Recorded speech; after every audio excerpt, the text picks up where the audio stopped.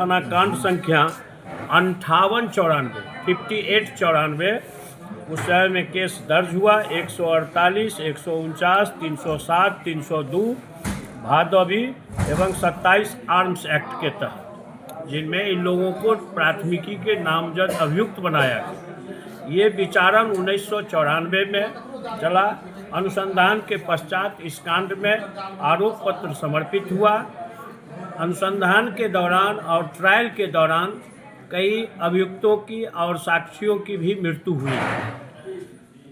इधर आकर के इस एक गवाह 2016 में जो डेफर हुआ उसकी गवाही के लिए लंबे अरसे से यह लंबित रहा और उस समय में ये तत्कालीन लोक अभियोजक ही थे श्री कौसर इमाम हाशमी साहब, जिस समय की यह घटना कही जाती है।